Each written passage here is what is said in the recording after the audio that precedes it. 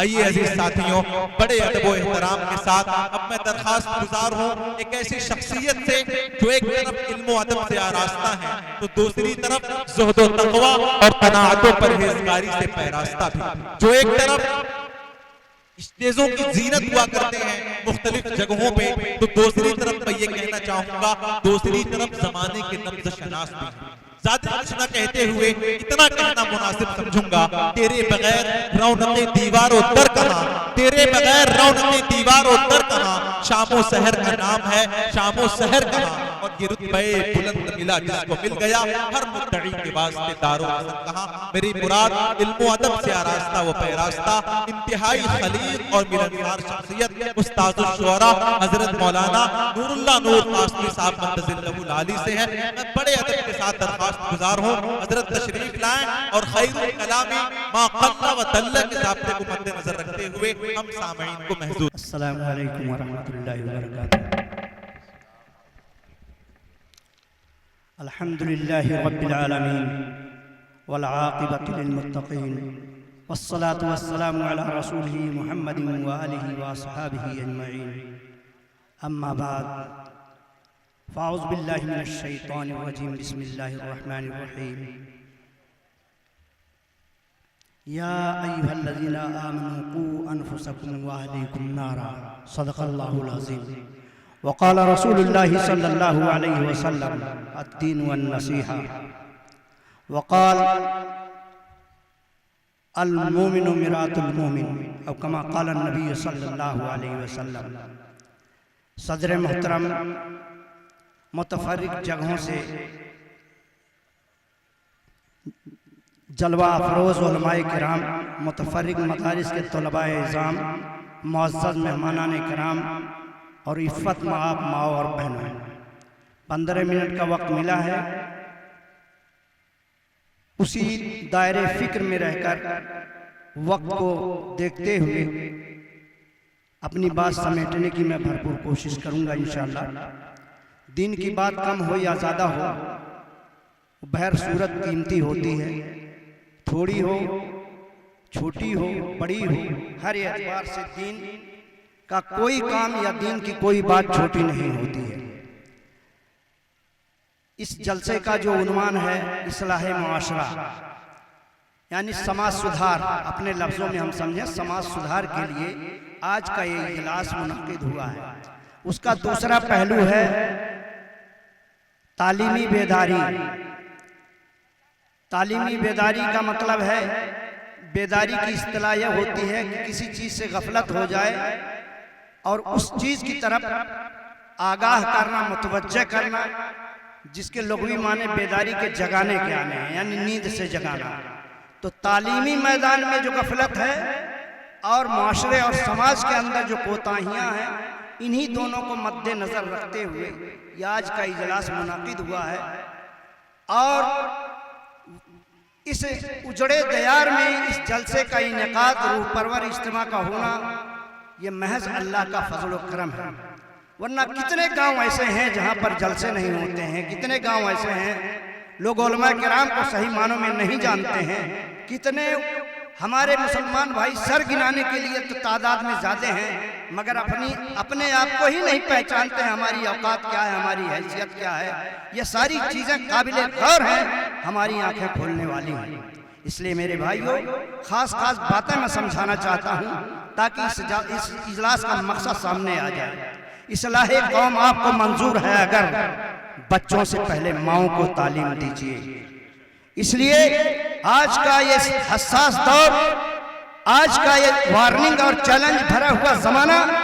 جس میں ہم دشوار گزار گھاٹیوں سے گزر رہے ہیں اور اپنے آپ کو ہر صعوبت کے سامنے ہم پیش کر رہے ہیں، اور زمانے کا اتار چڑھاؤ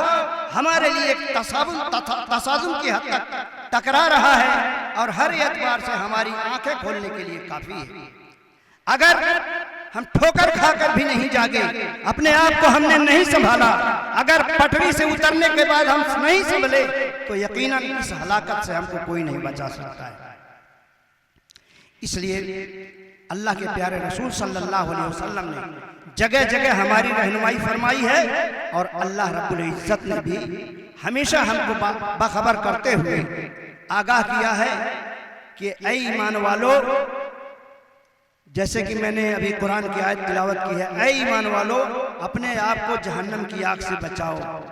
اور اپنے گھر والوں کو، اپنے گھر والے اہل و عیال، جس طریقے سے ہم لوگ سمجھتے ہیں فیملی والوں کو، یہ درجہ با درجہ اہل کا مفہوم بہت بڑا ہوتا ہے۔ علماء کرام بیٹھے ہوئے ہیں، اہل کا مطلب صرف یہ نہیں کہ ہمارے بچے، ہمارا خاندان، ہمارے رشتہ دار، درجہ با درجہ اسی طرح سے پوری مخلوق اس کے اندر شامل ہے۔ اسی لیے دوسری حدیث میں اللہ کے پیارے رسول صلی اللہ علیہ وسلم نے ارشاد فرمایا، الخلق عیال اللہ، یعنی پوری مخلوق اللہ کا کنبہ ہے، اور پورے کنبے کی فکر کرنا، صرف اپنا بھلا نہیں چاہنا، سارے لوگوں کی فکر کرنا، یہی اصل ایمان کا تقاضا ہے۔ دوسری جگہ اللہ کے رسول صلی اللہ علیہ وسلم نے ارشاد فرمایا، جس حدیث کو میں نے پڑھنے کا شرف حاصل کیا، دیکھنے میں تو بہت چھوٹی سی حدیث ہے، الدین والنصیحہ، دین خیر خواہی کا نام ہے۔ علماء کرام جانتے ہیں کہ جوامع الکلم کے تمام ٹکڑے، تمام کڑیاں، یہ اصلاح معاشرہ کا اٹوٹ انگ ہے، جس کو ایک دوسرے سے جدا نہیں کیا جا سکتا ہے۔ اصلاح معاشرہ کا آج خاص طور سے دو تین پہلو ایسا ہے جو زیادہ اجاگر ہو کر سامنے آ رہا ہے، اور اس میں ہم سب کو جان توڑ محنت کرنے کے ساتھ میں اس میں ہم کو اصلاح کی ضرورت ہے۔ خاص طور سے ایک معاشرہ ہمارا نوجوانوں کا ہے جو نشے کا عادی ہوتا جا رہا ہے، غلط راہ روی کا شکار ہوتا جا رہا ہے، اور اپنے ایمان کی ڈگر سے ہٹ کر غیروں کی مشابہت اختیار کرتا ہوا نظر آتا ہے۔ تو دوسری طرف ہماری وہ نوجوان بہو بیٹیاں ہیں جو برابر کی شریک ہیں اس کے اندر۔ اور تیسری بات یہ ہے کہ آج جو معاملاتی طور پر اگر دیکھا جائے تو شادی کا ایک ایسا معاشرہ ہے جو بگڑ چکا ہے، جہیز کی لائن سے ہو یا رسوم کے لحاظ سے ہو، ہر اعتبار سے اس دلدل میں ہم برابر کے پھنسے ہوئے نظر آتے ہیں۔ اس پر بھی ہم کو دھیان دوڑانے کی ضرورت ہے، اپنے آپ کو سنبھالنے کی ضرورت ہے۔ ایک دور ایسا تھا کہ ہم لوگ اپنے اجداد کے لیے نئی نسل تھے، اور ایک زمانہ ایسا آ گیا ہے کہ ہم بوڑھے ہو گئے ہیں، ہمارے بعد کی پیڑھیاں ہمارے لیے نئی نسل ہیں، پھر اس کے بعد والی پیڑھیاں ان کے لیے نئی نسل ہو جائیں گی۔ اس لیے ہر آنے والی نسل کے لیے برابر کی فکر ہونی چاہیے، ورنہ میرے بھائیوں اگر دیکھا جائے، ایمان کا جائزہ لیا جائے تو ہمارے سامنے دین کے تقاضے دو طریقے سے ہیں۔ دین کی باتیں غور سے سنیے، ایک حقوق اللہ ہے، ایک حقوق العباد ہے۔ حقوق اللہ جس کو ہم لوگ اچھی طرح سے جانتے ہیں، توحید، روزہ، نماز، حج، زکوٰۃ وغیرہ، یہ حقوق اللہ ہے۔ اور اس کے علاوہ معاملاتی چیزیں، تمام دنیا کی زندگی گزارنے کے طریقے، رہن سہن، ایک دوسرے کے ساتھ برتاؤ، اخلاقیات، یہ ساری چیزیں یہ حقوق العباد میں آتی ہیں، جو اللہ تبارک و تعالیٰ حقوق العباد کی غلطیوں کو معاف نہیں کرتا ہے، لیکن حقوق اللہ اپنے سے متعلق جو اس کے اندر غلطیاں ہوتی ہیں اللہ تعالیٰ اس کو معاف کر سکتا ہے۔ اس لیے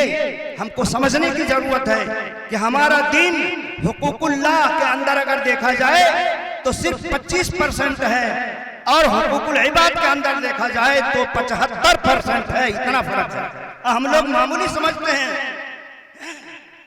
نماز پڑھ لینے کو کافی سمجھ لیتے ہیں، دین کے تمام اعمال صالحہ پر عمل کرنے کو کافی سمجھتے ہیں، اسی طریقے سے ہم لوگ تہجد پڑھ لینے کو کافی سمجھ لیتے ہیں، تلاوت کر لینے کو کافی سمجھ لیتے ہیں۔ لیکن میرے بھائیوں، بہت سے تقاضے ایسے ہیں کہ ہم نمازی ہو کر کے بھی برے ہوئے، حاجی ہو کر کے بھی برے ہیں، اور اسی طرح سے تمام احکام پر عمل کرنے کے باوجود برے ہیں۔ مثال کے طور پر سماج کے اندر جو دیمک کا کام کرتی ہے، جو ناسور بن کر کے ہمارے بیچ میں یہ ساری چیزیں آج بھی پھل پھول رہی ہیں، غیبت، چغل خوری، نفرت، حسد، ایک دوسرے سے قطع تعلق، یہ ساری چیزیں ہیں جو آج ہم کو ننگا کر کے دوسری قوموں کے اندر ذلیل کر رہی ہیں کہ دیکھو آج کا مسلمان ایسا ہے جو اپنے بھائی کا بھی دشمن بنا ہوا۔ ساری چیزیں کس گاؤں کے اندر، کس گھر کے اندر یہ ساری کمیاں موجود نہیں ہیں۔ اللہ کے پیارے رسول صلی اللہ علیہ وسلم نے ارشاد فرمایا، جابر ابن عبداللہ رضی اللہ تعالیٰ عنہ حدیث کے راوی ہیں، اللہ کے رسول صلی اللہ علیہ وسلم نے ارشاد فرمایا، لا يدخل الجنت قطات، جنت کے اندر رشتے کا کاٹنے والا داخل نہیں ہو سکتا ہے۔ اب اس پر غور کریے ذرا، دیکھیے کنارے سے پورے گاؤں کو، پورے سماج کو، پورے گھروں کو، پورے انسانی زندگی کا معائنہ کیجئے اور دیکھیے کہ اس معیار پر آج ایسا دور ہے کہ ایک مسلمان دوسرے مسلمان کو رشتہ بتانے سے ڈر رہا ہے کہ ہماری بیٹی کا رشتہ کہاں ہوا ہے، تو پورے گاؤں کے مسلمانوں سے ڈر رہا ہے، جبکہ اپنے بھائی ہیں۔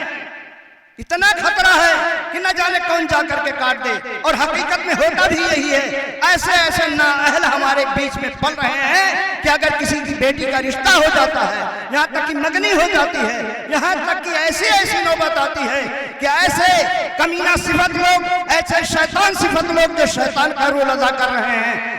گھروں کے دروازوں سے بارات واپس چلی جاتی ہے، ایسے شیطان فطرت لوگوں کی وجہ سے۔ اسی لیے اللہ کے رسول صلی اللہ علیہ وسلم نے ارشاد فرمایا، ایسا آدمی جو رشتوں کو کاٹتا ہے، ایسا آدمی جنت میں داخل نہیں ہو سکتا ہے، چاہے کتنا بڑا پرہیزگار ہو، چاہے کتنا بڑا نمازی ہو۔ معاملات کے اندر اللہ تبارک و تعالیٰ نے دین کو اتنا زیادہ مضبوطی کے ساتھ میں ڈھک کر رکھا ہے کہ ہم اس کو دیکھ نہیں پاتے ہیں۔ میرے بھائیوں، کیا کیا رونا رویا جائے، کیا کیا دکھڑا سنایا جائے۔ غیر قوموں کا منصوبہ بند طریقہ یہ ہے، ان کی سازشیں یہ ہیں کہ مسلمانوں کے نوجوانوں کو نشے کا عادی بنا دیا جائے، ان کو فلم کا عادی بنا دیا جائے، ان کو عیاش بنا دیا جائے، ان کو آوارہ بنا دیا جائے، ان کو باپ کا نافرمان بنا دیا جائے۔ یہ ساری سازش کے تحت ساری چیزیں ہوتی ہیں، اور ہماری قوم کے مستقبل نوجوان ہیں۔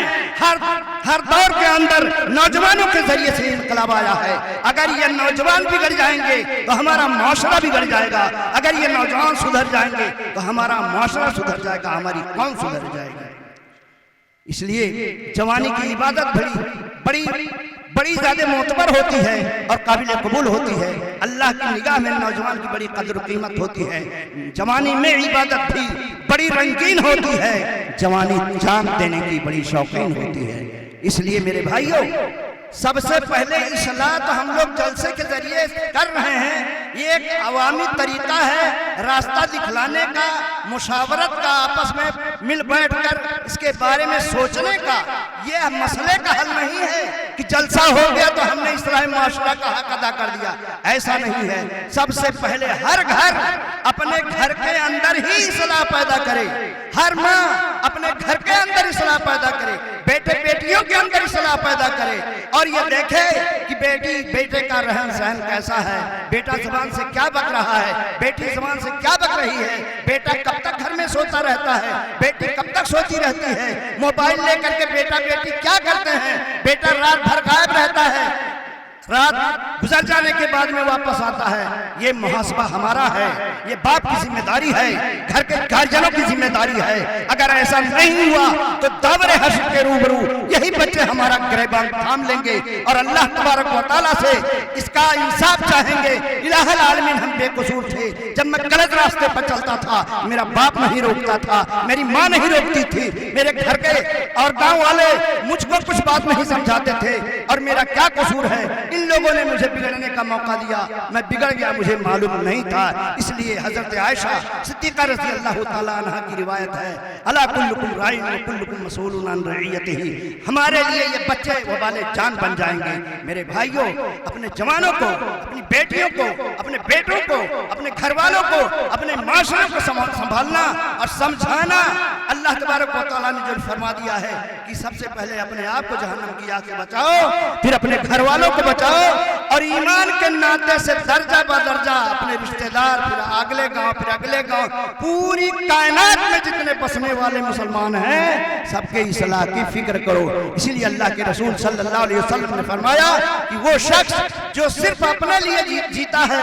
وہ مکمل مسلمان نہیں ہے، جو سب کے لیے جیتا ہے، پوری کائنات کے لیے جیتا ہے، جس کے اندر پوری انسانیت کا درد ہوتا ہے، سچ مچ پکا اور سچا مسلمان وہی ہے۔ اس لیے میرے بھائیو، اپنے آپ کو سنبھالنے کی ضرورت ہے۔ یہ اجلاس ہم کو پیغام دے کر کے جا رہا ہے، یہ جلسہ ختم ہو جائے گا، یہ رات گزر جائے گی، کچھ دن کے بعد میں یہ قصے پاری نہ بن جائے گا، اس کا تذکرہ ہوگا کہ مرزاد پور میں ایک جلسہ ہوا تھا جس میں یہ بات کہی گئی تھی، لیکن یہ تاریخ ساز پروگرام انشاءاللہ ہمارے دل و دماغ پر اسی طرح سے رچ بس کر کے جائے گا کہ یہ چھاپ چھوڑ کر کے جائے گا انشاءاللہ۔ تو میرے بھائیو،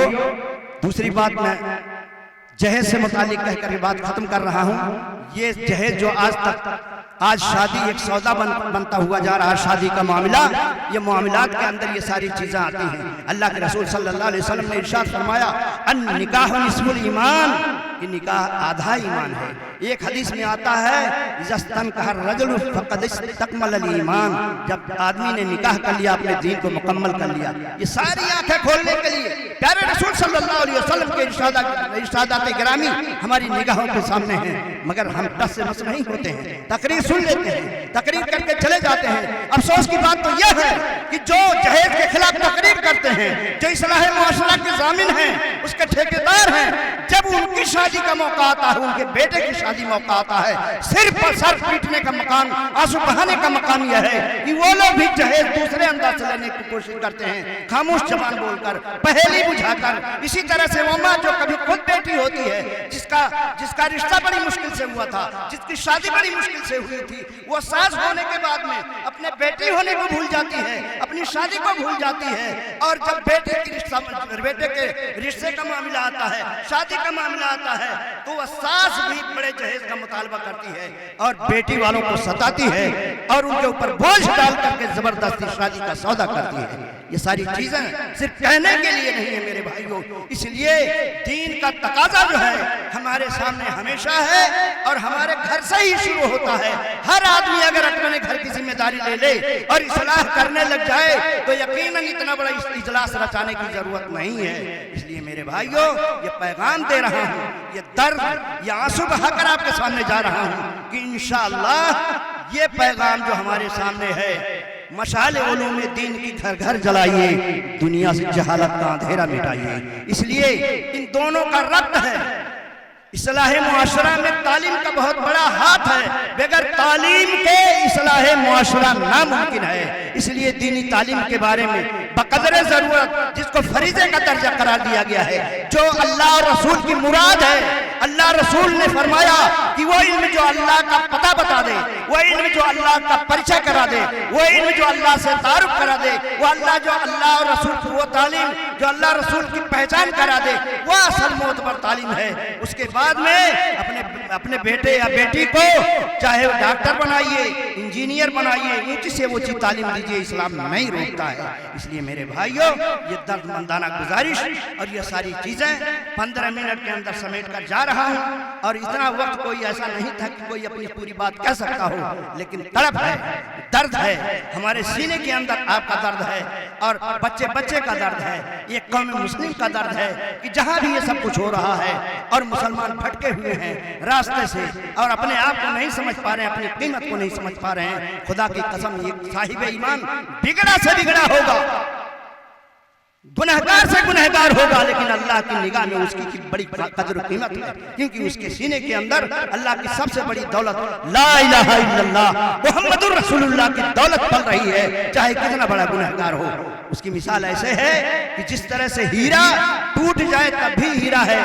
گندے نالے میں گر جائے تب بھی ہیرا ہے، اور شو روم میں سج جائے تب بھی ہیرا ہے۔ جو ہمارے بھائی نماز پڑھتے ہیں، روزہ رکھتے ہیں، دین پر قائم ہیں، وہ شو روم میں سجے ہوئے ہیرے ہیں، لیکن ہمارے بھائی جو دین سے دور ہیں، جو دین کو نہیں جانتے ہیں، دین کا شائبہ ان کے اندر نہیں ہے، لیکن وہ ایک مسلمان گھر میں پیدا ہوئے ہیں، دین کی طرف ہے، اپنے رسول کے بارے میں خلاف نہیں سن سکتے ہیں، قرآن کی توہین نہیں دیکھ سکتے ہیں، مسلمان قوم کی ذلت برداشت نہیں کر سکتے ہیں، لیکن پھر بھی ہر اعتبار سے گنہگار ہیں۔ ان کے سینے کے اندر دین کی وہ طرف موجود ہے، وہ بھی ہیرے ہیں، لیکن فرق اتنا ہے کہ گندے نالے میں پڑے ہوئے ہیں۔ ان کو بھی دھو کر صاف ستھرا کر کے سجا دھجا کر مسجد کے شو روم میں اگر اللہ کھڑا کر دیا جائے تو یقیناً ان کی بھی قیمت کا پتہ چل جائے گا۔ اس لیے میرے بھائیوں آج بھی جو ہو براہیم قائمہ پیدا آپ کر سکتی ہے انداز گلستاں پیدا۔ آپ اپنے ہاتھ سے اور اپنے دل سے اور اپنی زبان سے اقرار کرتے ہوئے ہمیں یقین دلائیں،